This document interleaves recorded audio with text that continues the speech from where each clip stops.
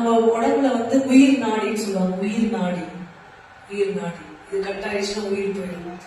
அப்படிதான் நமக்குள் தேவ ஒழுக்கு, தேவ பக்தி எல்லாம் வருவதற்கு உயிர் நாடியாக இருக்க வேண்டிய ஒரு விஷயம் என்ன அப்படின்னா, தேவனுடைய சுவிசேஷம். 1 கொரிந்தியர் 15:3.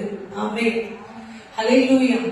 உன்னுடைய வாழ்க்கை, உன்னுடைய உயிர் நாடி தேவனுடைய சுவிசேஷத்தின் மேல் கட்டப்பட வேண்டும். ஆமென்.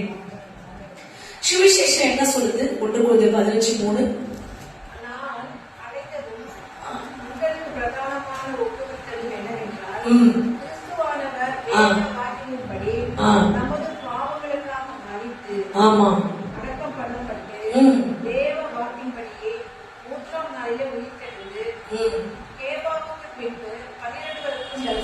நமக்காக நம்முடைய பாவங்களுக்காக மரித்து 3ஆம் நாள் உயிர் தெழுந்தார். ஆமென், ஹல்லேலூயா.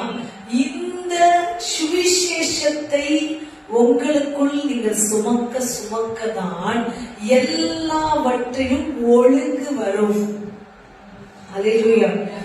சுவிசேஷத்தை சுமங்க. சுவிசேஷம் ஒரு தனி பாட்டுங்க, அதை நான் விசுவாசிக்கிறேங்க. இயேசு எனக்காக மரித்தாருங்க, எனக்காக ரத்தம் சிந்தினாருங்க, ஏன் பாவங்களை மன்னித்தாருங்க, அதை நான் விசுவாசிக்கிறேங்க.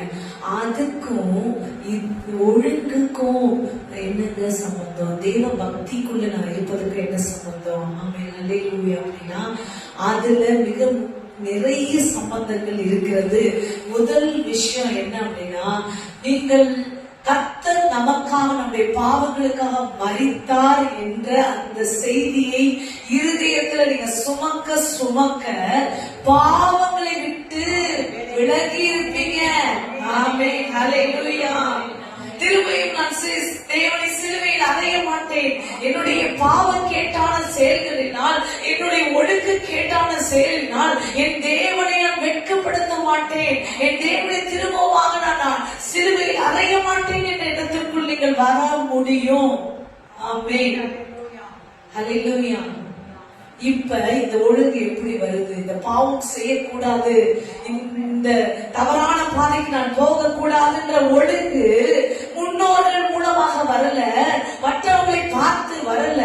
தேவன் சிந்தின ரத்தத்தின் நிமித்தம், அவர் நமக்கு சிலுவையில் பட்ட பாடுகள் நிமித்தம் இந்த பாவம் கேட்டான வாழ்க்கை, கேடான பாதை எனக்கு வேண்டாம் என்று நேரான பாதைக்கு நேராய், குறுக்கு வழி எனக்கு வேண்டாம், எனக்கு நேர் வழியில போய் அதுதான் என்னை, எனக்கு ரத்தம் சிந்தின தேவன்